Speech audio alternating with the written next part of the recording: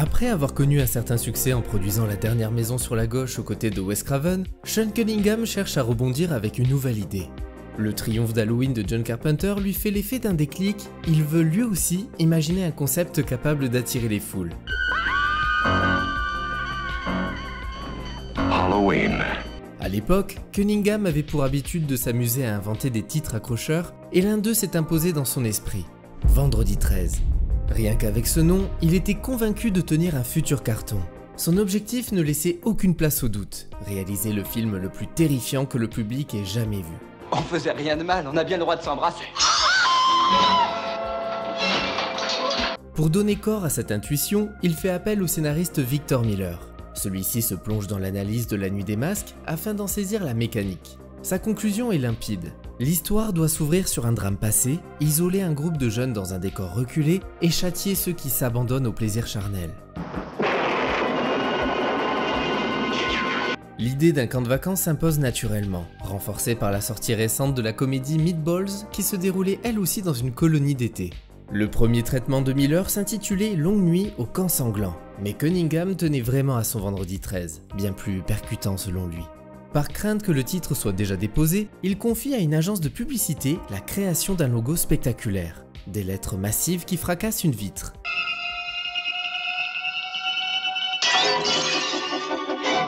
Et pour tester l'impact commercial du nom, il ose une manœuvre culottée, publier une pleine page dans Variety alors même que le scénario n'est pas encore terminé. Finalement, il découvre que le titre est bel et bien libre malgré l'existence d'un obscur Friday the 13th, The Orphan, sorti en 1979. Le scénariste développe alors une intrigue centrée sur un tueur invisible, qui se révèle être une mère meurtrière, animée par le chagrin et la colère après la noyade de son fils. Qui êtes-vous? Je suis Madame Voorhees, une vieille amie des Christie. Une motivation simple, mais glaçante, et surtout un retournement qui déjoue toutes les attentes, puisque tout dans le récit laissait croire à un assassin masculin.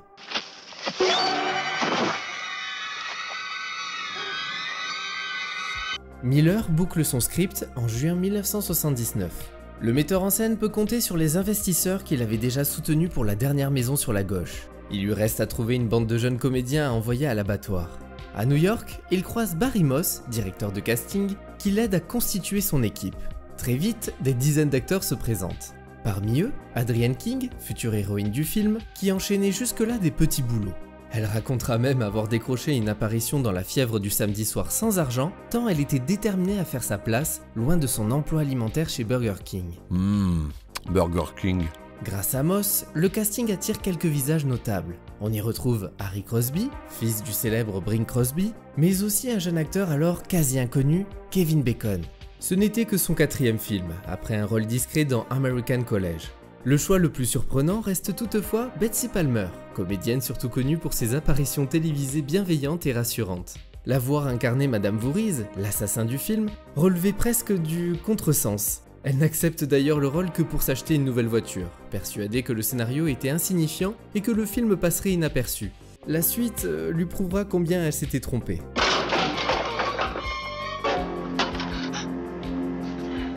Pour 10 jours de tournage, Palmer touche 10 000 $. Avec un budget limité, Cunningham misait sur l'énergie et l'enthousiasme de jeunes acteurs, plutôt que sur l'expérience. L'idée était claire, peu importe le jeu parfois approximatif ou les maladresses, du moment qu'il se donnait à fond et acceptait de subir du maquillage lourd et des prothèses sanglantes.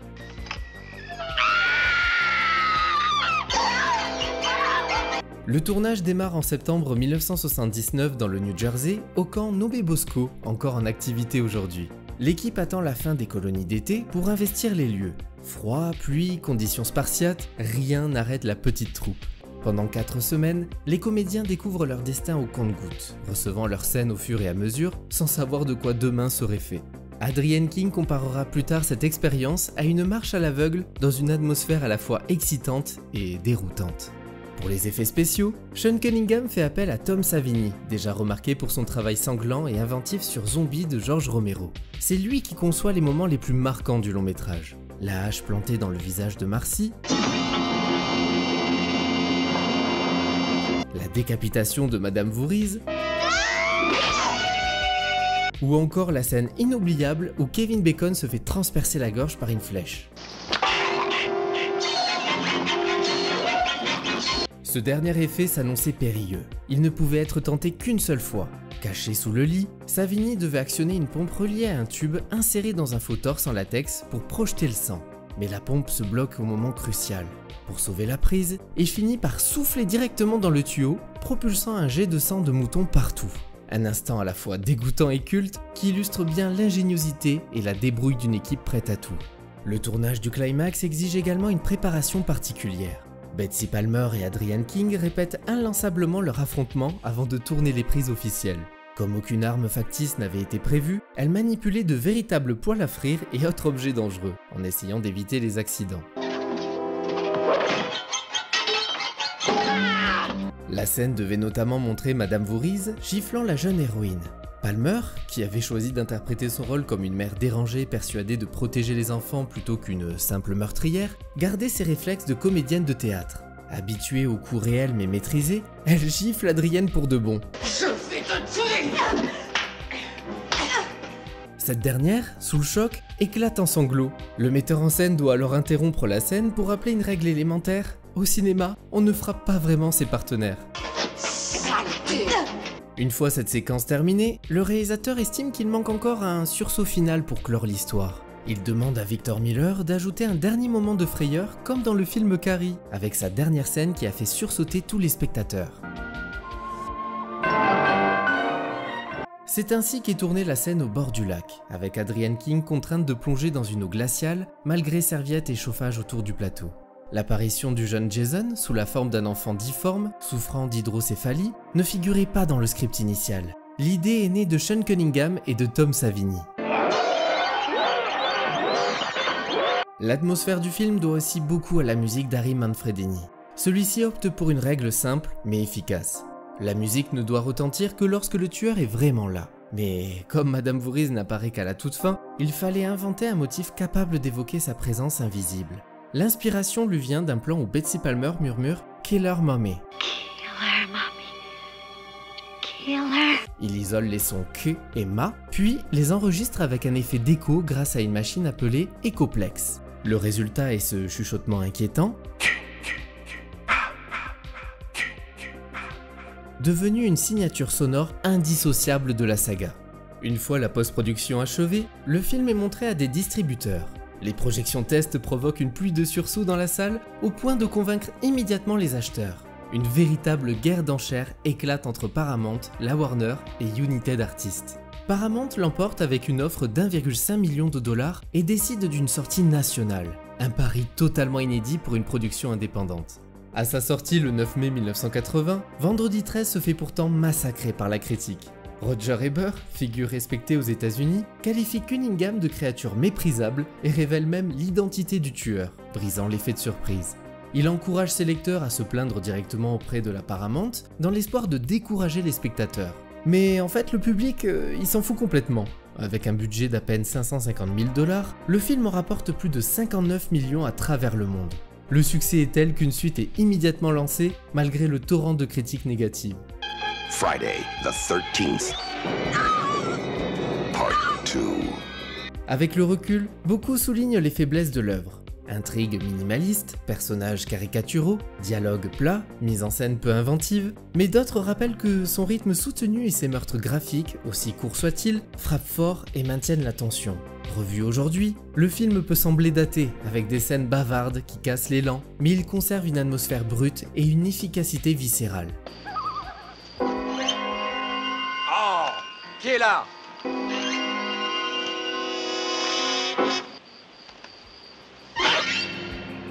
Ce qui fait de Vendredi 13 un jalon incontournable, ce n'est pas tant ses qualités artistiques que ce qu'il a instauré. Une véritable bible du slasher. On y retrouve les éléments qui deviendront des passages obligés du genre. La finale girl innocente, l'isolement, le vieux fou avertisseur, la nudité, le gore sans complexe. Aujourd'hui, il prête parfois à sourire plus qu'il ne terrifie, mais il a gardé ce parfum typique des années 80 et cette aura rugueuse qui explique pourquoi on aime encore s'y replonger. Ce triomphe déclenche une véritable avalanche de slashers. Studios et petits producteurs flairent la bonne affaire et s'empressent de copier la recette. En quelques mois, des dizaines de films tournés à la va-vite, avec des budgets dérisoires, mais une imagination débordante en matière de meurtre, envahissent les écrans.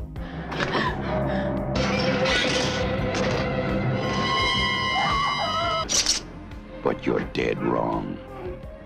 The Prowler. Dans ce climat où l'horreur devient une machine à cash, la question d'une suite ne se pose même pas pour Paramount. Il faut retourner au camp Crystal Lake le plus vite possible.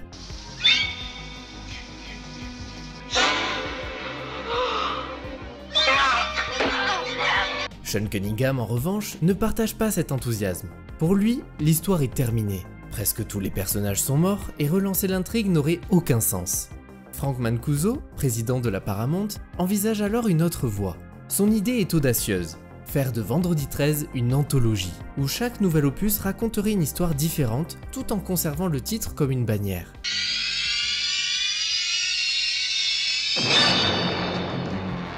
Une sorte de rendez-vous horrifique régulier qui ramènerait les ados au cinéma chaque vendredi soir. Mais les producteurs du film original ne l'entendent pas ainsi. Selon eux, la suite doit reprendre là où tout s'est arrêté, en faisant de Jason le nouveau tueur.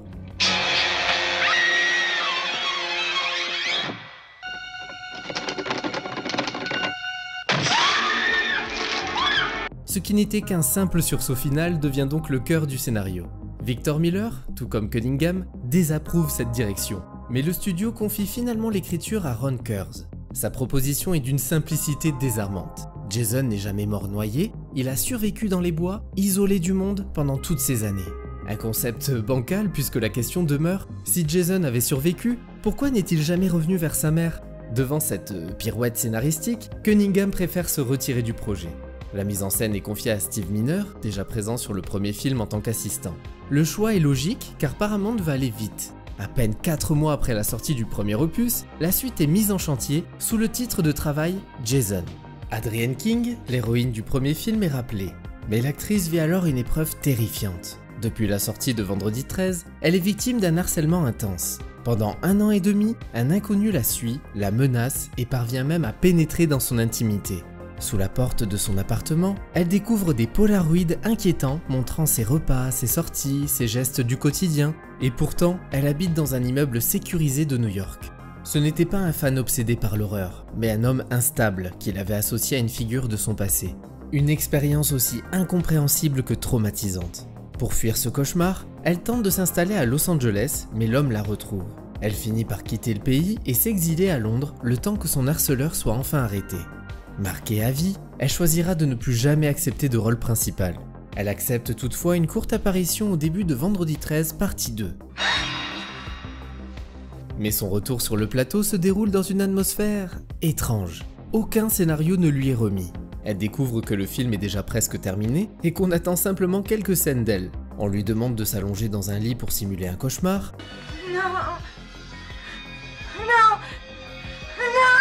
D'ouvrir une porte, de décrocher le téléphone, de sursauter lorsqu'un chat est lancé dans ses bras, puis de crier devant la tête de Madame Voorhees posée dans son réfrigérateur.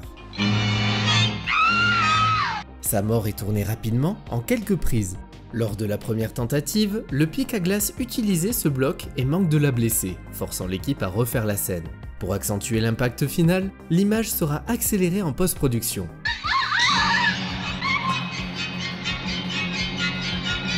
Betsy Palmer est également rappelée pour une courte apparition. Elle tourne ses répliques en une demi-journée, amusée et perplexe de revenir alors que son personnage était censé avoir été décapité. Pour l'occasion, une nouvelle maquette de sa tête est fabriquée, même si l'actrice avouera plus tard ne jamais avoir vu le film terminé.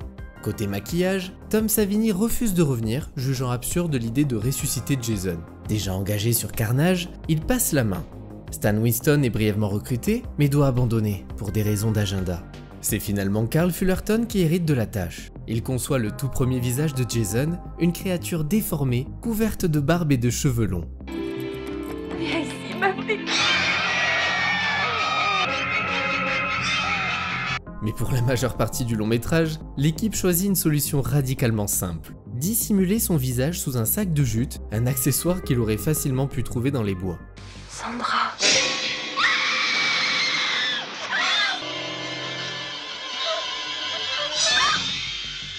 Une image rustique, étrange, mais assez efficace. Malgré un budget doublé par rapport au premier opus, atteignant désormais 1 million de dollars, la production de Vendredi 13 partie 2 reste particulièrement chaotique. Le scénario n'est jamais totalement finalisé, les acteurs tournent souvent dans un froid mordant, et certains commencent même à douter d'être payés un jour. Il faudra plusieurs visites du producteur sur le plateau pour calmer les inquiétudes et maintenir un semblant de sérénité. On dit que Jason avait vu décapiter sa mère, et qu'il continuera à se venger sur quiconque pénétrera dans ce qu'il considère comme son territoire. Jason est là à l'affût. Il veut du sang frais. Pour Steve Dash, le cascadeur chargé d'incarner Jason, l'expérience vire carrément au calvaire. Son costume inclut ce fameux sac de jute qui lui recouvre la tête durant tout le tournage.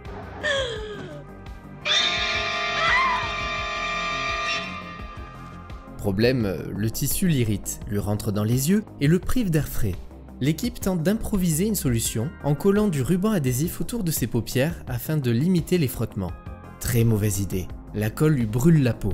Les accidents s'enchaînent ensuite à un rythme effrayant. Dash se fracture 2 côtes lors d'une poursuite en forêt, puis se blesse gravement au doigt pendant le combat final, lorsqu'une machette mal maîtrisée l'atteint pour de vrai. À la fin du tournage, l'acteur cascadeur repart avec 13 points de suture, symbole des conditions parfois rudimentaires dans lesquelles ces films étaient réalisés. Mais ces souffrances ne seront pas les seules amputations du film. En post-production, la censure s'abat avec sévérité. Pas moins de 48 secondes sont supprimées à la demande de la MPAA qui juge les meurtres trop choquants. Les plans les plus sanglants disparaissent purement et simplement.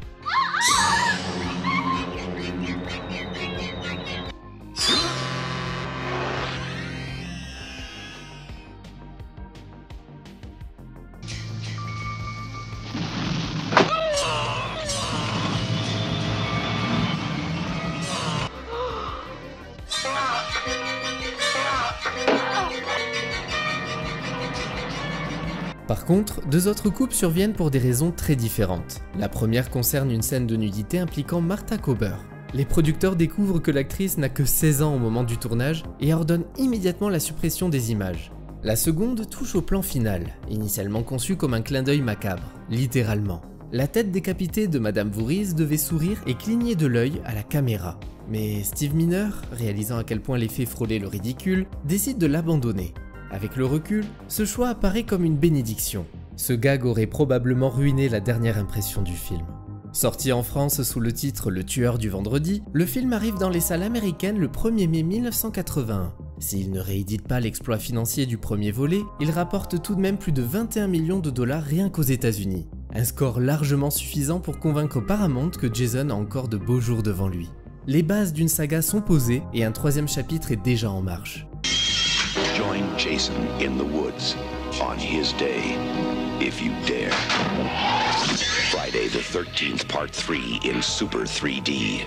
Les critiques continuent de descendre la saga, mais le box-office reste solide.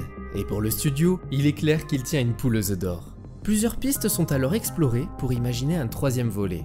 Dans une première ébauche, le récit devait suivre Ginny, l'héroïne du précédent film, internée dans un hôpital psychiatrique après son traumatisme. Jason devait la retrouver et transformer l'établissement en véritable boucherie, massacrant patients et personnel. Une autre version voyait une Ginny plus combative, de retour à l'université, adepte de cours d'autodéfense, elle découvrait le cadavre de Paul dans son dortoir et partait traquer Jason aux côtés d'un ami. Des idées intrigantes, mais qui resteront à l'état de projet. Amy Steele, trop occupée par d'autres engagements, finit par refuser de revenir. Elle expliquera plus tard que les producteurs la voulaient vraiment, mais qu'aucun script définitif n'existait et qu'il n'y avait pas d'accord clair entre ses agents et le studio. Le scénariste Ron Kurz, qui avait signé la partie 2, est approché mais décline. La Paramount confie alors l'écriture à Martin Kitrosser et Carol Watson. Kitrosser avait déjà travaillé sur les 2 films précédents en tant que script superviseur. Une première mouture voit le jour, mais le studio la juge trop tiède, pas assez sombre. Pour y insuffler davantage de tension, le studio fait appel à Petru Popescu, chargé d'apporter une dose de noirceur et de menace. Ses contributions, pourtant significatives, resteront non créditées. C'est Steve Miner, déjà derrière la caméra pour la partie 2, qui reprend la réalisation. Pour relancer l'intérêt et attirer le public, il propose une idée audacieuse, tourner le film en 3D.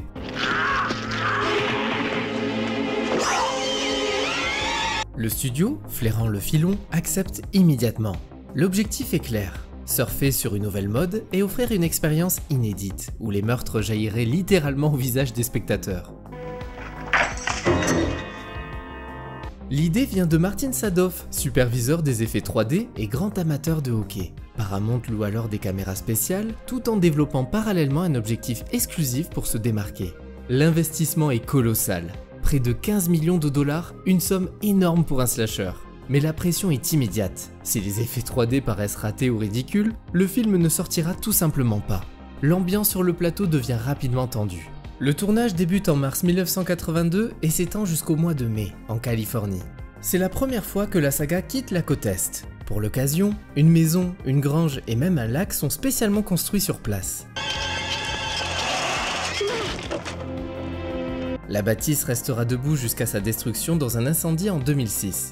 Quelques scènes supplémentaires sont tournées dans une petite épicerie de Green Valley, renforçant l'aspect rural de l'œuvre. Le choix de la 3D transforme rapidement la production en véritable casse-tête. Chaque plan nécessite des heures de préparation car il faut que les objets lancés ou les mouvements paraissent jaillir parfaitement vers le spectateur.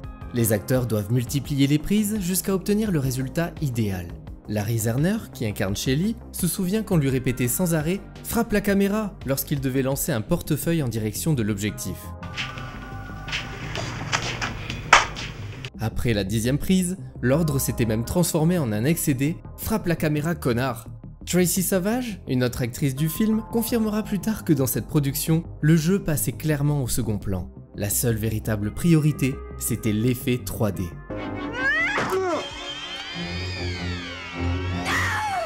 Mais si ce 3e épisode reste gravé dans l'histoire, c'est surtout parce qu'il marque une étape décisive, l'adoption du look définitif de Jason. Exit le sac en toile de la partie 2, jugé ridicule et peu marquant, place au masque de hockey. Dans le 3e acte, Jason enfile pour la première fois l'accessoire qui fera de lui une icône mondiale de l'horreur. J'ai laissé tomber ton portefeuille. Excuse-moi, Shelly.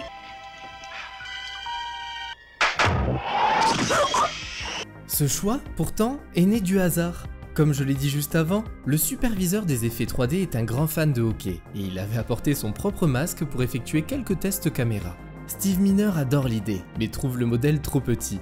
Doug White, responsable des effets maquillage, fabrique alors un moule et le directeur artistique Terry Ballard affine ensuite le design. Il perce de nouveaux trous, ajoute des triangles rouges, retravaille les contours et donne naissance à l'un des symboles les plus célèbres du cinéma d'horreur.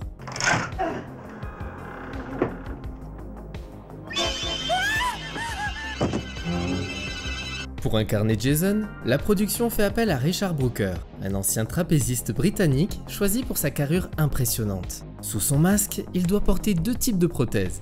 La première, extrêmement détaillée, est constituée de 11 éléments et exige près de 6 heures de maquillage. Elle est réservée aux rares scènes où Jason apparaît sans son masque. La seconde, bien plus simple, est réalisée en une seule pièce et utilisée pour toutes les séquences où le tueur garde son visage dissimulé. Ces créations s'inspirent directement du travail de Tom Savini sur le premier film, notamment lors de la scène finale avec le jeune Jason surgissant du lac. Un détail continue d'intriguer les fans. Le visage de Jason dans cette partie 3 diffère complètement de celui qu'on voyait dans le précédent opus, où il apparaissait chevelu et barbu. Beaucoup en ont déduit que cette apparence n'était qu'une vision, un rêve de Ginny, et non la véritable silhouette du personnage. Sorti un vendredi 13 1982, Vendredi 13 partie 3 frappe un grand coup au box-office. Plus de 36 millions de dollars aux États-Unis, malgré des critiques toujours assassines. Paramount comprend alors que Jason Voorhees a dépassé le statut de simple boogeyman de série B. Avec son masque devenu mythique, il est désormais une véritable icône de la pop culture, et sa carrière sanglante ne fait que commencer. Même si les recettes restent excellentes, le studio commence peu à peu à avoir honte de sa propre franchise. Depuis ses débuts, Vendredi 13 se fait systématiquement massacrer par la critique, et le studio, soucieux de préserver une image respectable, envisage sérieusement de mettre un terme à l'aventure. Jason is back. 3 times before will be Jason's unlucky day. Friday the 13th, the final chapter. Frank Mancuso Jr., fils du PDG de la Paramount, partage ce malaise. Après avoir travaillé comme assistant de production sur la partie 2, puis comme producteur sur la partie 3, il constate qu'Hollywood ne le prend plus au sérieux.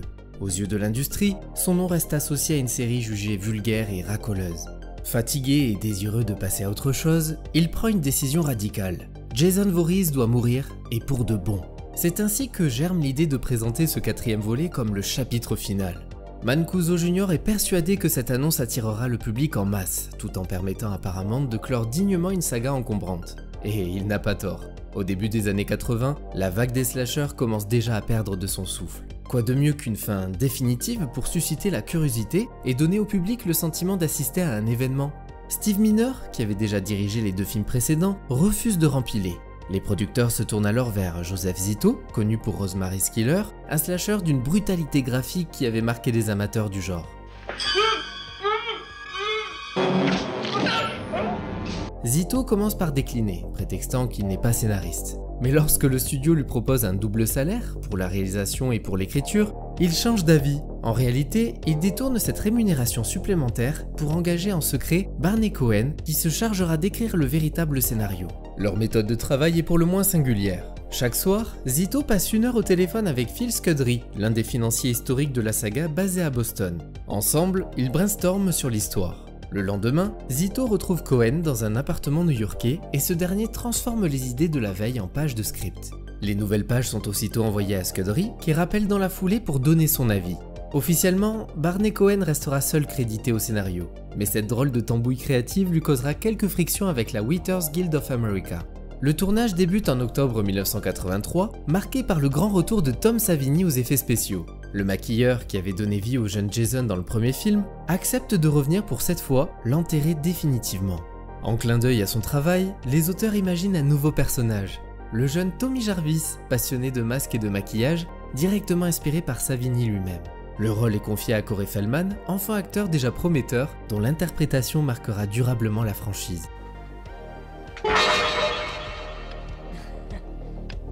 Ce 4e opus introduit pour la première fois une véritable cellule familiale, les Jarvis. On y découvre une mère divorcée, incarnée par Joanne Freeman, sa fille adolescente, Trish, jouée par Kimberly Beck, et le jeune Tommy. Contrairement au film précédent, centré presque exclusivement sur une bande d'ados insouciants, cette approche apporte une dimension plus dramatique. Le spectateur s'attache à cette famille ordinaire, et la confrontation entre Jason et le petit Tommy crée un contraste inédit dans la saga. La mort brutale de Madame Jarvis, reléguée hors champ, accentue encore cette tonalité tragique.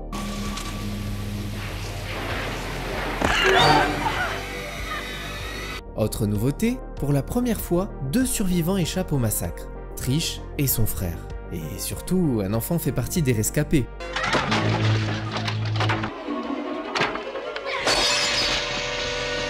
Et petit détail qui ravira les fans, c'est dans cet épisode qu'apparaît enfin le prénom de Madame Voorhees, Pamela, gravé sur une pierre tombale. C'est sinistre par ici.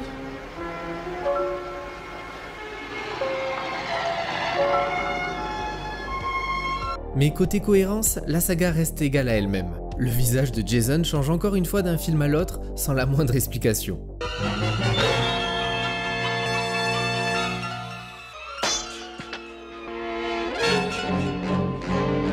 Initialement programmé pour une sortie en octobre 1984, le film prend une toute autre trajectoire lorsque Frank Mancuso Sr. visionne les premières images dès janvier.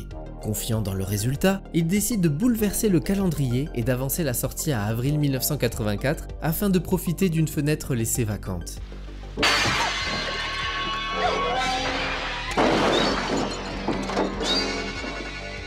Ce choix oblige l'équipe à un sprint effréné. Il ne reste plus que 6 semaines pour finaliser toute la production. Joseph Zito, Frank Mancuso Jr. et une équipe de monteurs se retranchent littéralement dans une maison à Malibu, travaillant jour et nuit pour livrer le film dans les temps. C'est l'une des rares fois où la Paramount offre un réel soutien logistique à un vendredi 13. Et comme toujours, la MPAA veille au grain et taille dans les séquences les plus sanglantes. Les meurtres, conçus avec minutie par Tom Savini, se voient raccourcis et édulcorés, parfois réduits à une fraction de seconde.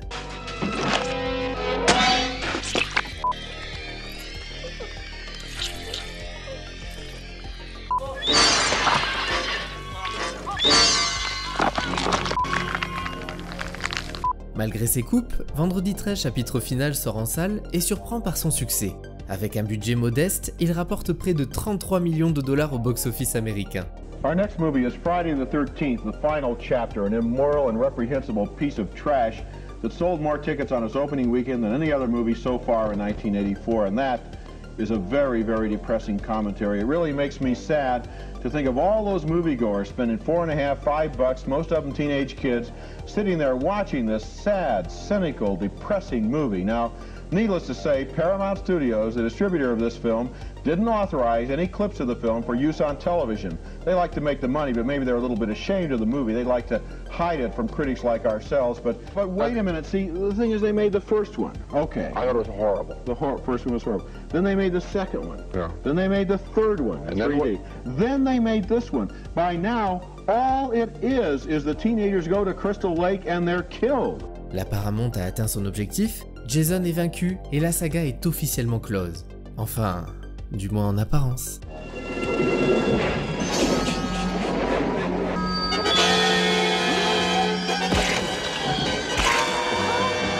À la sortie du 4e opus, la Paramount avait juré. Le chapitre final sera... le chapitre final. Tout est dans le titre. Mais bien évidemment, face aux excellents résultats au box-office, l'illusion d'une conclusion définitive s'évapore aussitôt. La vérité saute aux yeux. Ces productions, certes fauchées, rapportent bien trop pour être abandonnées. Lorsqu'on demande aux producteurs pourquoi continuer malgré l'annonce d'une fin, la réponse est désarmante de franchise. Monnaie, monnaie, monnaie, monnaie. Ça va s'arrêter là, mon discours. Monnaie, monnaie, monnaie. Frank Mancuso Jr., qui voyait encore la saga comme un fardeau quelques mois plus tôt, décide cette fois-ci d'assumer pleinement sa position. Il endosse désormais le rôle de producteur exécutif et devient l'homme orchestre de la franchise. Joli retournement de veste. Pour ce 5e volet donc, la mise en scène est confiée à Danny Steinman, un choix qui surprend puisque l'un de ses films précédents, High Rise, était en réalité un film pour adultes. Une expérience qui laisse perplexe au premier abord, mais qui prend tout son sens à la lumière des rumeurs entourant la production. Selon plusieurs témoignages, la société aurait précisément voulu accentuer la nudité et le gore pour maintenir l'intérêt d'un public adolescent de plus en plus blasé par le genre. Dis quelque chose, merde! Vu sous cet angle, Steinman apparaît finalement comme un choix parfaitement cohérent. Restait la question la plus épineuse. Jason est mort. Comment continuer sans lui? L'idée retenue est de centrer l'intrigue sur Tommy Jarvis, désormais adolescent, en jouant sur l'ambiguïté. Deviendra-t-il le nouveau tueur? T'en fais une gueule, vieux. Alors, t'es pas heureux? Corey Feldman devait logiquement reprendre son rôle, mais Steven Spielberg lui offre entre-temps une autre opportunité, un certain Les Goonies. Le choix est vite fait. Feldman quitte le projet, même s'il accepte de faire une courte apparition au début du film.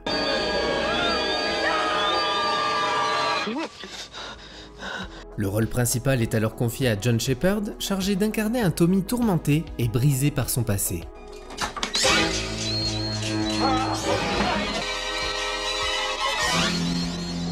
Dans ce nouvel épisode, Tommy est toujours hanté par son passé et se retrouve plongé dans une nouvelle série de meurtres sanglants.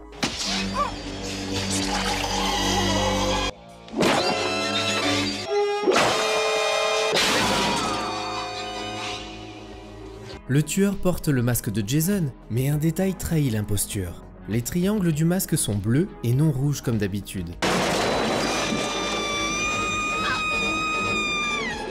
Une subtilité qui annonçait que le véritable Jason n'était pas de retour. Pour brouiller les pistes et éviter toute fuite, la production adopte un nom de code, Répétition. Les jeunes acteurs convoqués aux auditions n'avaient donc aucune idée qu'ils postulaient en réalité pour un vendredi 13. Le tournage, globalement, se déroule sans gros incidents. Pourtant, Danny Steinman traîne une réputation particulière. il consacrerait un temps considérable aux scènes de sexe. Une rumeur persistante raconte que la séquence tournée avec Deborah Voorhees, dont le nom prédestiné, ajouté à l'ironie du casting, aurait été filmée de façon bien plus longue et explicite, avant d'être raccourcie en salle de montage.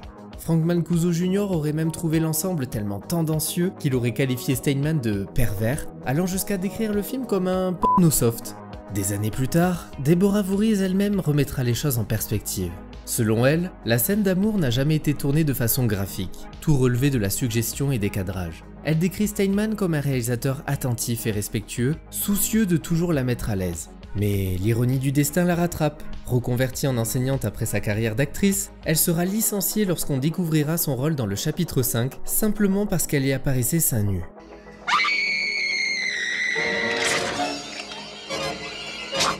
Malgré une avalanche de coupes imposée par la MPAA, chaque meurtre étant amputé pour réduire la violence graphique, Vendredi 13 chapitre 5 parvient à récolter près de 22 millions de dollars au box-office américain. Not basically, but Part 5 has done very well at the box office, presumably because the teenagers who go to these movies know that there is absolutely no danger that they're going to be required to think or imagine or experience delight or joy or self-discovery. All they will have to do, all that's required of them, is to look at a lot of dead teenagers. There is the theory, you know, yeah, you guys are knocking this stuff, but don't you stop for traffic accidents? Don't you slow down? Maybe I slow down a little bit, you know, but I don't get out of my car, go over and look at the body cavity and see where the head's been ripped off. And that's the difference in the film. Un résultat certes inférieur au précédent, mais encore largement rentable pour la Paramount. L'évidence s'impose alors. Peu importe les promesses, peu importe les critiques, Jason reste une machine à cash. Et même enterré, il n'est pas près de disparaître.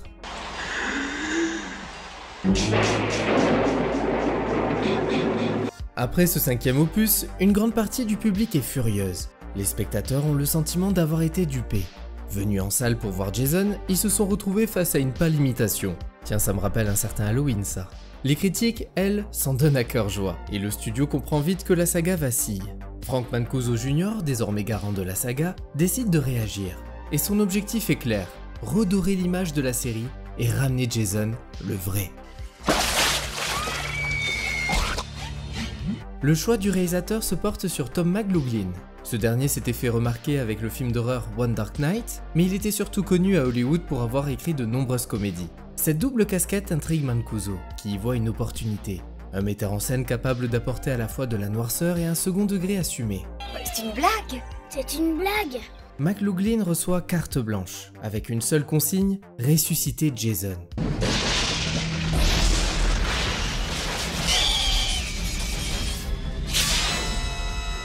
Avant d'accepter, il se plonge dans un marathon, une journée entière passée à visionner les 5 volets précédents. Son constat est immédiat, inutile de prendre tout ça trop au sérieux.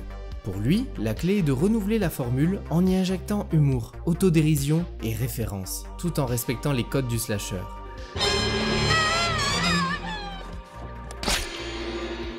Doucement, vous allez réveiller les enfants. Sa grande inspiration vient des classiques d'Universal, notamment Frankenstein, où la créature revenait à la vie grâce à l'électricité. C'est ainsi qu'il imagine une renaissance iconique. Jason, transformé en mort-vivant, ressuscité par la foudre. Il s'inspire aussi des mythes vampiriques en lui offrant une faiblesse, être renvoyé dans son élément d'origine, l'eau.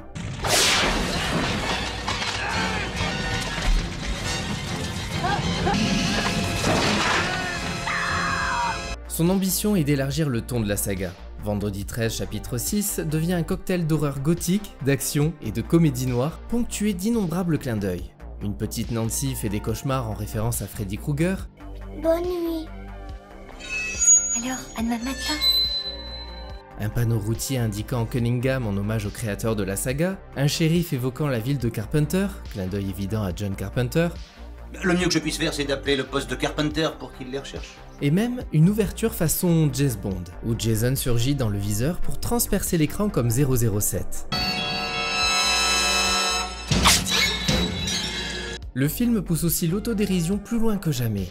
Une jeune femme y énonce les règles de survie dans un film d'horreur, préfigurant presque Scream une décennie avant l'heure. Parce que j'ai vu assez de films d'horreur pour savoir qu'un monstre avec un masque est du genre féroce.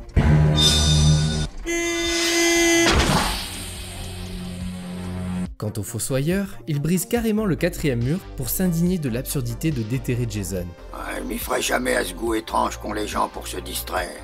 Autant de touches méta qui marquent une rupture radicale avec les épisodes précédents et offrent à la saga un souffle nouveau. Le tournage de Jason le mort-vivant se déroule en Géorgie, principalement au camp Daniel Morgan, rebaptisé Forest Green. Comme le panneau l'indique, tu n'es plus à Forest Green, alors maintenant tu roules droit devant toi. Certaines séquences au bord du lac sont même filmées dans la piscine du père de Tom McLoughlin. Mauvaise idée, les litres de faux sang versés dans l'eau détruiront complètement le système de filtration. Super. Côté casting, John Shepherd, qui incarnait Tommy dans le 5e film, est le premier approché. Mais marqué par l'atmosphère très sale du chapitre 5 et décidé à se tourner vers une carrière religieuse, il décline l'offre. Le rôle revient alors à Thom Mathews, remarqué dans Le Retour des Morts-Vivants. Pour l'héroïne, le studio impose une seule exigence, qu'elle soit blonde et séduisante. Le réalisateur choisit donc Jennifer Cook, connue pour son rôle dans la série V. Jason, lui, connaît quelques turbulences. Au départ, il est incarné par le cascadeur Dan Bradley, mais le producteur le trouve trop massif à l'écran et décide de l'évincer après une seule journée de tournage. Seules les scènes de paintball tournées ce jour-là sont conservées.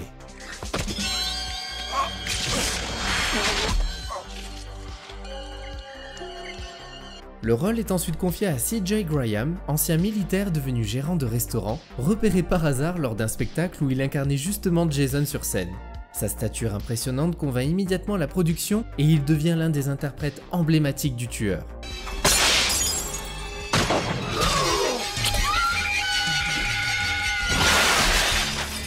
Autre particularité notable, Jason le mort-vivant est le seul film de la saga à ne contenir aucune nudité. Le cinéaste veut rompre avec la morale des précédents volets où Zezette égale mort. Même la scène en camping-car se déroule avec des acteurs habillés. Les producteurs, furieux, insistent pour que l'actrice Darcy DeMoss tourne topless, mais elle refuse catégoriquement. Le réalisateur glisse néanmoins un détail volontairement discret. À la fin de la scène, on entend le bruit d'un préservatif que l'on retire. Une petite touche de prévention adressée aux jeunes spectateurs. Mickey, écoute-moi ça!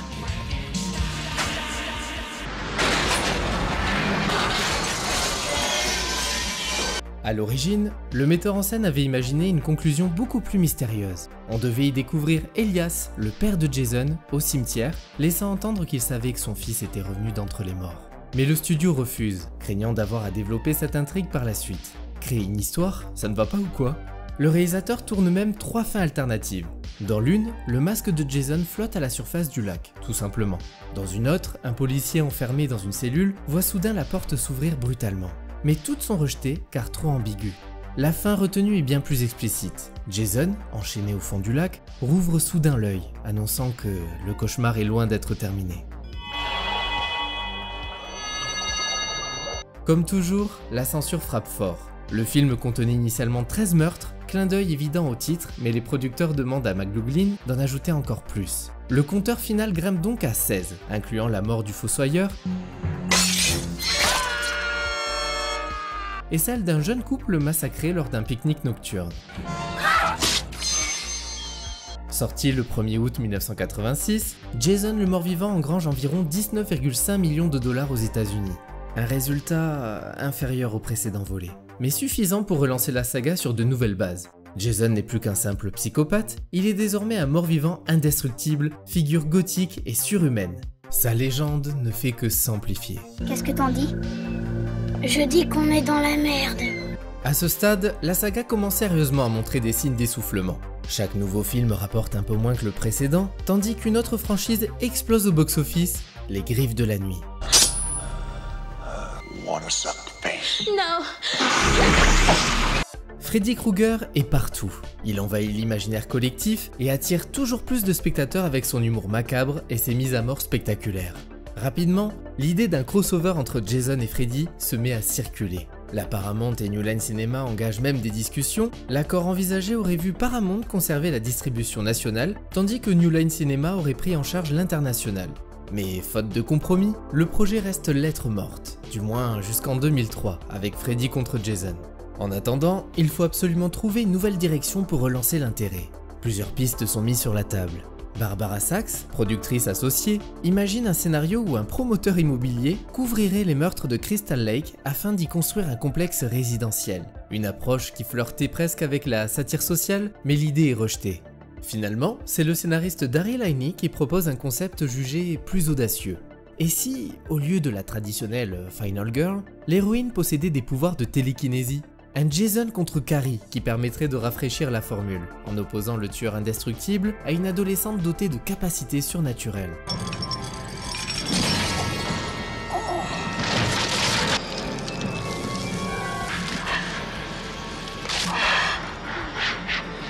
Barbara Sachs, enthousiaste, y voit même une chance de rendre la saga plus respectable, allant jusqu'à rêver, non sans naïveté, d'un film qui pourrait remporter un Oscar. Plusieurs réalisateurs prestigieux sont évoqués pour la mise en scène, mais l'idée tient plus d'un fantasme que de la réalité. Le projet est finalement confié à John Carl Bickler, un spécialiste des effets spéciaux, connu pour ses créatures et maquillages. La production est menée tambour battant, avec à peine 7 mois entre la préparation, le tournage et la sortie en salle. Les caméras se mettent en marche entre octobre et novembre 1987 en Alabama, dans une cadence infernale, à l'image d'une saga qui cherche désespérément à se réinventer avant de sombrer.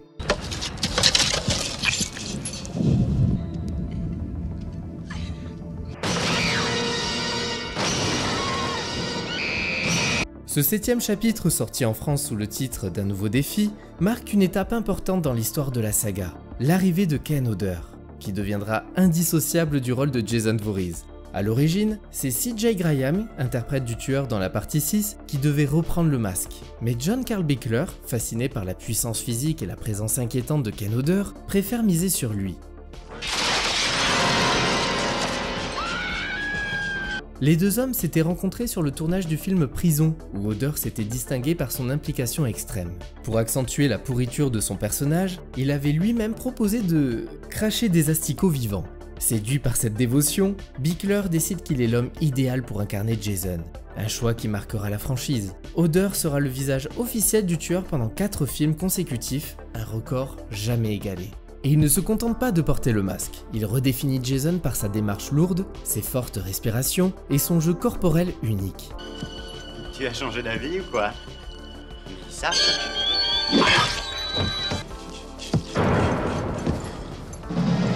Il entre aussi dans la légende grâce à l'une des cascades les plus spectaculaires jamais filmées à Hollywood à l'époque. Lors de la scène où Tina, l'héroïne dotée de pouvoirs, embrasse Jason, Hodder est véritablement en feu. Pas une illusion, pas un trucage, il reste en flamme pendant 40 secondes complètes. À l'époque, il s'agissait de la plus longue combustion contrôlée jamais réalisée dans l'industrie du cinéma.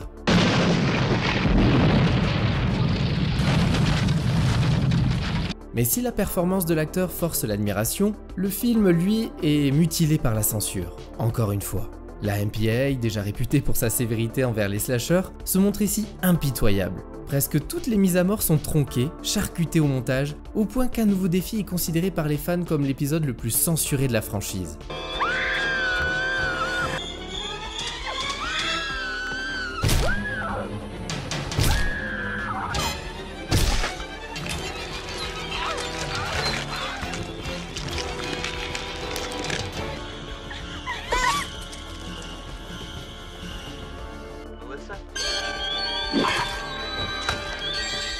Sorti en 1988, le film rapporte environ 19 millions de dollars aux États-Unis. Un résultat correct, mais en nette baisse par rapport au premier volet. La tendance est claire, le slasher des années 80 est à bout de souffle. Et même Jason, pourtant devenu une icône de l'horreur, commence à perdre de son emprise sur le box-office.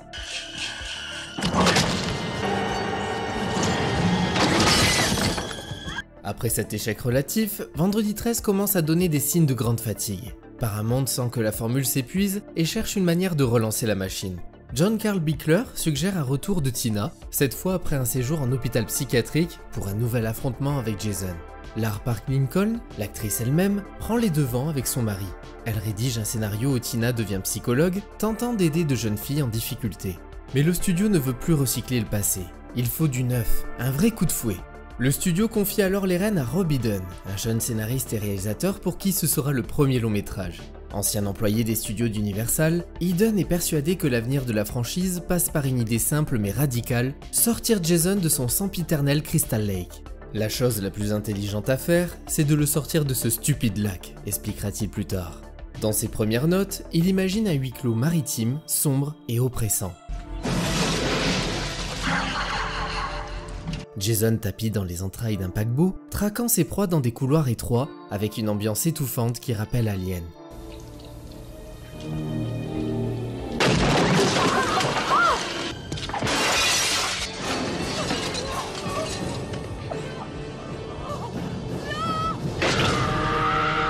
Mais très vite, son imagination s'emballe. Et s'il allait encore plus loin? Et si Jason envahissait carrément New York?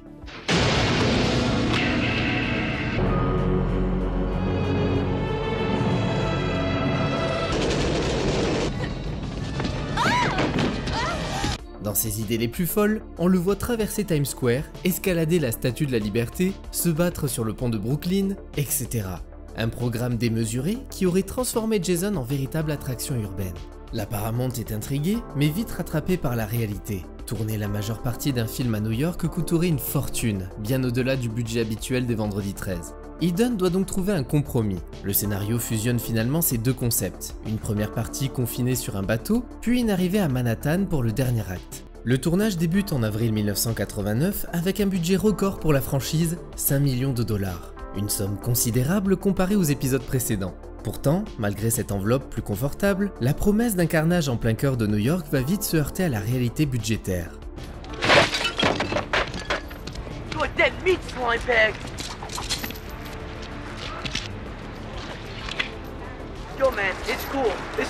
La grande majorité des scènes sont en réalité tournées au Canada, bien loin de Big Apple. Seules quelques prises de vue sont réellement filmées à Times Square. Pour ces rares séquences new-yorkaises, Kane Hodder, qui enfile pour la deuxième fois le masque de hockey, se transforme en véritable attraction publique. En plein costume, il impressionne autant les passants que l'équipe de tournage. Des centaines de curieux affluent pour assister au spectacle, certains effrayés pour de vrai. L'un d'entre eux, pétrifié par le rat de Jason, s'évanouit sur place lorsque dans son rôle, le pointe du doigt.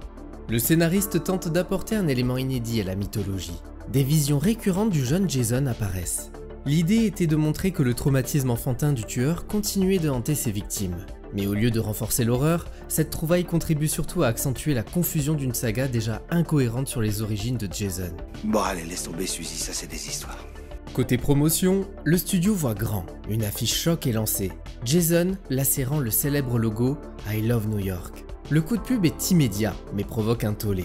Le comité de développement économique de l'État attaque le studio pour utilisation illégale du logo, contraignant Paramount à retirer la campagne. Ironie du sort, cette affiche interdite est aujourd'hui devenue un objet culte très recherché par les collectionneurs. Autre coup marketing audacieux, Jason est invité à la télévision américaine. Masqué, muet et impassible, Hodder reste assis face à un animateur hilar qui tente de détendre l'atmosphère. Une séquence aussi absurde qu'inoubliable, devenue l'une des promotions les plus insolites jamais orchestrées pour un film d'horreur.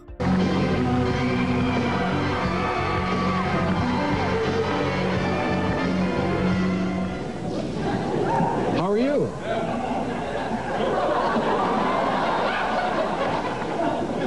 That's good.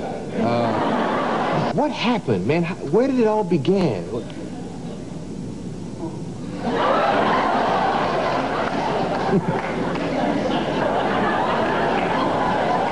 Au niveau de l'œuvre, elle ne convainc personne. Les fans espéraient un Jason en pleine déferlante sur Manhattan, semant le chaos à grande échelle. La déception est immense. L'essentiel du récit se déroule en mer, et les fameuses scènes new-yorkaises se limitent à quelques ruelles sombres et une apparition spectaculaire à Times Square. Pas de Statue de la Liberté, pas de pont de Brooklyn, pas de carnage au Madison Square Garden. Juste une frustration tenace. Sorti le 28 juillet 1989, Jason Takes Manhattan enregistre seulement 14 millions de dollars de recettes aux États-Unis, le plus mauvais score de toute la saga. Jason ne rapporte plus. Après 8 films en 9 ans, la franchise est à bout de souffle. Le studio, lassé et désireux de tourner la page, décide qu'il est temps de se débarrasser de Crystal Lake et de son célèbre boucher masqué. La décision est radicale. Vendre les droits du personnage de Jason Voorhees à New Line Cinema. Mais une subtilité juridique change la donne. La Paramount conserve la propriété du titre Friday the 13th. Résultat, New Line peut produire des films avec Jason, mais ne peut pas utiliser officiellement le nom de la saga. Une bizarrerie qui explique pourquoi, à partir de là, aucun film ne portera plus le titre Vendredi 13 jusqu'au remake de 2009. Jason devient une marque à part entière. Pour la New Line, surnommée la maison que Freddy a construite, le but est clair. Préparer le crossover tant rêvé, Freddy contre Jason. Sean Cunningham est rappelé pour superviser le projet. Mais très vite, les scénarios s'enchaînent, les producteurs se déchirent et aucun terrain d'entente n'est trouvé. Le projet est mis en pause, pour une décennie entière. En attendant, la New Line veut quand même exploiter Jason et capitaliser sur l'attente. Un 9e épisode est lancé. Cunningham confie la réalisation à Adam Marcus, un jeune diplômé en cinéma à qui il veut donner sa chance. Pour Marcus, c'est une opportunité en or. Il avait failli décrocher un projet pour Disney, mais il a été jugé trop inexpérimenté. Cunningham, lui, voit en ce novice l'occasion de secouer la saga. Et la première chose qu'il impose pour ce nouveau projet est la suivante. Il faut se débarrasser de ce putain de masque. Aujourd'hui, Cunningham nie avoir tenu ses propos, mais Marcus affirme l'inverse et jure que l'idée de retirer à Jason son symbole le plus culte venait bien du producteur. Autre exigence, ignorer complètement les événements du 8e opus, comme s'il n'avait jamais existé. Et qui va s'en plaindre. Dès les premières versions, le scénario vire au grand n'importe quoi. L'idée initiale du jeune metteur en scène voyait Elias Voorhees, le père de Jason, déterrer son corps, manger son cœur et hériter de ses pouvoirs. Jay Ugly est chargé de transformer cette idée en scénario, mais son script est jugé inintelligible. Dean Laurie prend le relais et imagine une intrigue encore plus improbable. La décadence est en marche. Jason pris dans une guerre de gangs à Los Angeles. Trop délirant, trop éloigné de l'esprit de la saga, le projet est rejeté. C'est ensuite Leslie Bohem, scénariste d'un des pires Freddy, qui propose une version où Jason explose dès l'ouverture avant que son esprit ne se mette à voyager de corps en corps pour continuer à tuer. Une piste qui sera finalement retenue.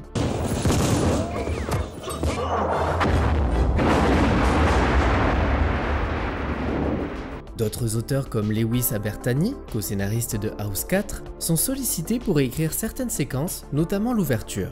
Adam Marcus assume cette direction radicale. Grand fan de la saga, il veut choquer le spectateur et casser la routine des meurtres attendus. Son idée, commencer par une ouverture volontairement cliché. La fille seule dans la forêt, la douche, l'attaque classique, pour mieux surprendre le public avec une fausse mort de Jason.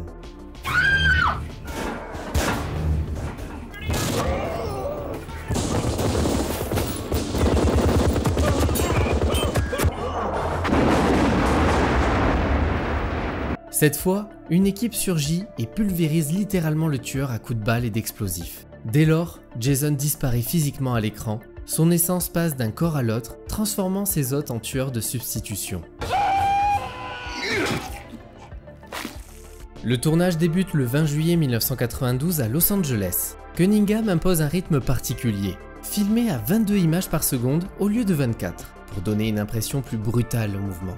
Mais très vite, les tensions éclatent entre le producteur et Marcus. Une scène de douche avec l'actrice Carrie Keegan, qui refuse de tourner nue, provoque la colère du réalisateur.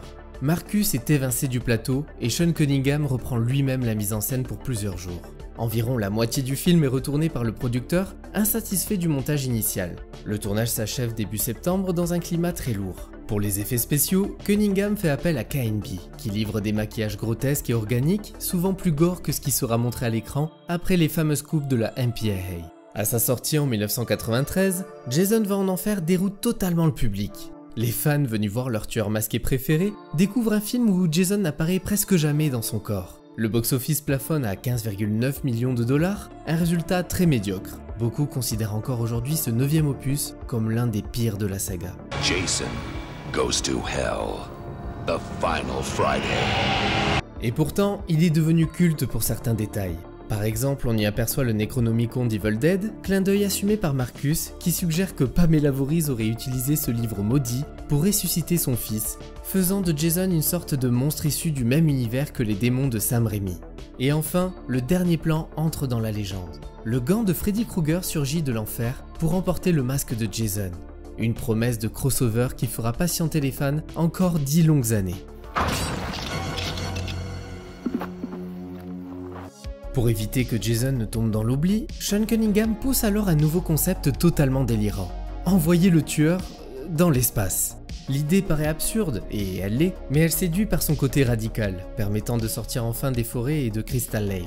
Le scénariste Todd Farmer se charge d'en faire un script, baptisé Jason X. Cette fois, le spectateur est propulsé 400 ans dans le futur, rien que ça. Au début du récit, Jason est capturé en 2008 et cryogénisé après des années d'échecs pour l'anéantir.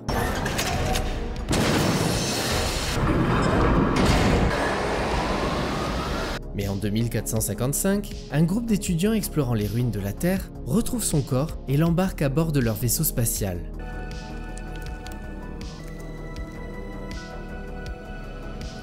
Très vite, Jason se réveille et commence à massacrer l'équipage dans un décor high-tech.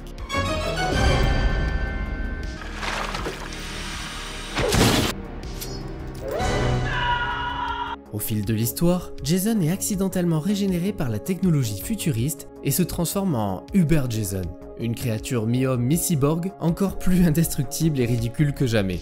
Le mythe bascule alors dans un grand n'importe quoi. Il vaudrait mieux vous enfuir.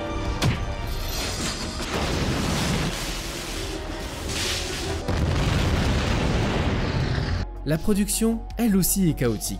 Le film est tourné en 2000, principalement au Canada, avec un budget estimé entre 11 et 14 millions de dollars, bien plus élevé que les précédents volets.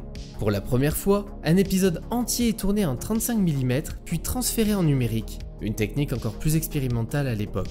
Todd Farmer, en plus d'écrire le scénario, fait un petit caméo dans le rôle d'un soldat. Le ton volontairement kitsch mélange horreur, science-fiction et second degré assumé. Le réalisateur James Isaac décrit même son approche comme un grand comic book sanglant dans l'espace. Mais malgré son achèvement rapide, le film reste 2 ans sur une étagère. La New Line, concentrée sur le développement laborieux de Freddy contre Jason, hésite sur la stratégie à adopter. Entre-temps, Jason X est piraté et circule sur internet avant sa sortie officielle. Un coup dur pour son box-office. Finalement, il sort en avril 2002. Le résultat au box-office est mitigé, à peine 16,9 millions de dollars de recettes mondiales, soit un score très faible au regard de son budget.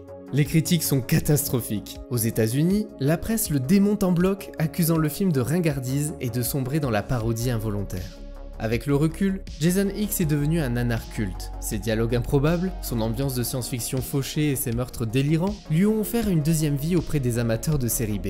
Le design d'Uber Jason continue d'amuser les fans. Si l'on parle aujourd'hui de l'un des pires films de la franchise, il reste paradoxalement l'un des plus regardés et commentés. Ainsi, après plus de 20 ans d'errance, Jason Voorhees est allé partout. À Crystal Lake, à New York, en enfer et même dans l'espace. Malgré toutes ces expérimentations ratées, la franchise a survécu, marquant durablement l'imaginaire collectif. Et pendant que Jason X sombrait dans le nanar, une autre promesse continuait de hanter les fans. Le grand affrontement avec Freddy Krueger. Un projet qu'on pensait impossible, mais qui allait enfin voir le jour.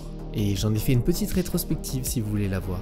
Au final, je dois bien l'avouer, Vendredi 13 est une saga assez médiocre. La franchise ne cesse de recycler la même recette, sans jamais vraiment chercher à se renouveler. Si dans les premiers films on pouvait au moins se raccrocher à quelques meurtres inventifs, cette maigre qualité disparaît progressivement, notamment à cause des censures massives qui frappent les épisodes 5 et 7.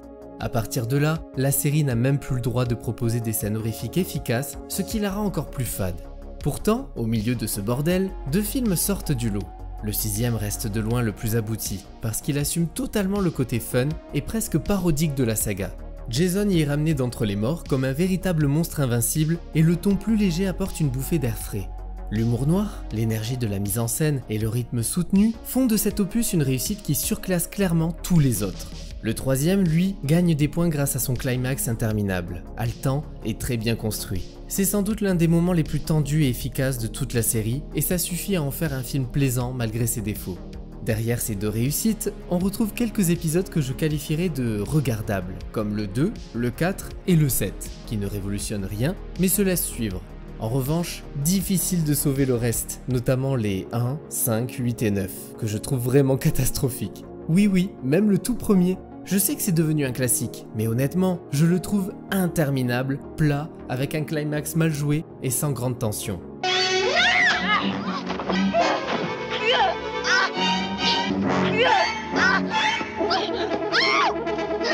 Malgré tout, je reconnais le mérite du film. C'est lui qui a lancé une saga culte, popularisé le slasher en surfant sur le succès d'Halloween, et surtout, introduit l'univers qui donnera naissance à Jason Voorhees. Rien que pour ça, il mérite sa place dans l'histoire du cinéma d'horreur, même si sa qualité reste discutable. En résumé, Vendredi 13 est une saga qui aura marqué les esprits, plus par son icône que par ses films eux-mêmes. Jason, son masque de hockey et sa machette sont devenus des symboles de la culture pop. Mais quand on prend du recul, on se rend compte que la majorité des opus sont très pauvres. Heureusement, quelques épisodes parviennent à se distinguer et à rappeler pourquoi, malgré tout, cette série continue de fasciner encore aujourd'hui.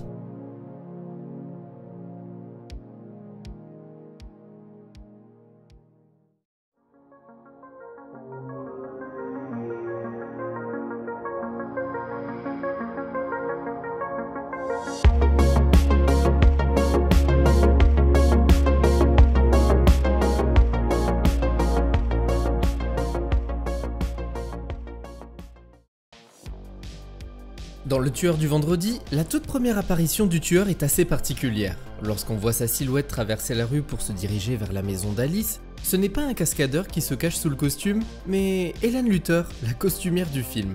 Faute de moyens et de disponibilité, l'équipe a simplement demandé à celle qui s'occupait des vêtements de jouer le tueur le temps d'un plan. Ken Hodder, connu pour son humour noir et ses blagues effrayantes, a un jour décidé de faire peur à un passant. Pendant le tournage du 7e opus, sa loge était installée près d'un chemin public. Vers 2 h du matin, encore maquillé et habillé en Jason, il traverse les bois. Un passant l'interpelle. « Vous êtes habillé comme ça pour un film ?» Hodder s'approche sans rien dire, puis bondit en grognant. L'homme, paniqué, s'enfuit en courant avant de trébucher. Le lendemain, le metteur en scène annonce à Hodder que le shérif local a reçu une plainte. La blague avait un peu trop bien marché. Dans la partie 2, Jason arbore un sac de jute troué d'un seul œil. Ce look étrange est directement inspiré de Terreur sur la ville, sorti en 1976, où le tueur masqué portait un sac similaire. La différence, c'est que dans Vendredi 13, le masque est encore plus rudimentaire, comme bricolé à la va-vite. Le clin d'œil est volontaire et rappelle à quel point la saga a toujours puisé dans les classiques de l'horreur. Pour garder le mystère autour du 3e film, la production a utilisé un faux titre, Crystal Japan, inspiré d'une chanson de David Bowie. L'astuce a tellement plu qu'elle est devenue une tradition. Plusieurs suites porteront en coulisses des titres provisoires tirés de morceaux de chanteurs. Les films s'appellent Vendredi 13, mais la chronologie interne est loin d'être logique. Le 3e opus se déroule en réalité le samedi 14, et le 4e démarre le lendemain, le dimanche 15. La 3D de la partie 3 a représenté un véritable casse-tête. La Paramount a dû débourser entre 8 et 10 millions de dollars supplémentaires pour équiper les salles. Lentilles spéciales, écran adapté, formation des projectionnistes, un investissement énorme pour un film d'horreur à petit budget qui explique en partie pourquoi le studio croyait si fort au potentiel de la saga. La saga s'est offert un caméo prestigieux, le réalisateur culte David Cronenberg. Grand ami du scénariste Todd Farmer, il accepte de jouer un scientifique dans Jason X, mais à une condition. Il veut mourir de la façon la plus atroce possible.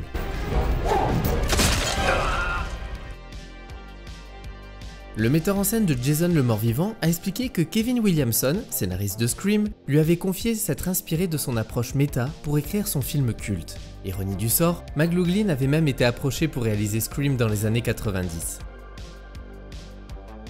Pendant le tournage du premier film, certains membres de l'équipe, dont Tom Savini, logeaient directement dans le camp de vacances.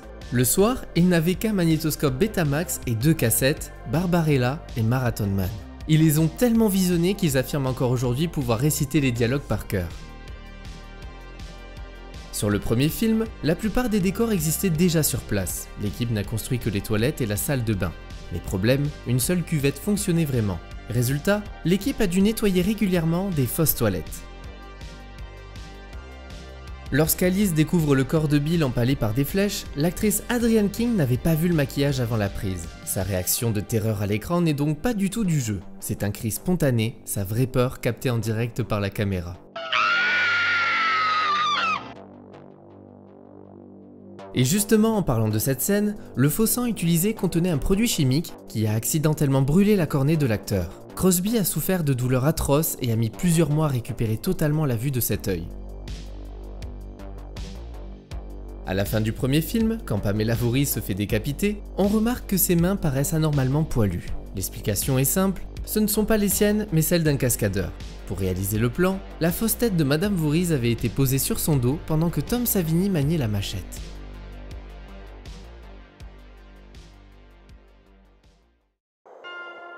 Et voilà, c'est tout pour la saga Vendredi 13. J'espère que vous avez passé un bon moment et on se retrouve très vite pour de nouvelles rétrospectives. En attendant, n'oubliez pas de commenter, liker et de vous abonner.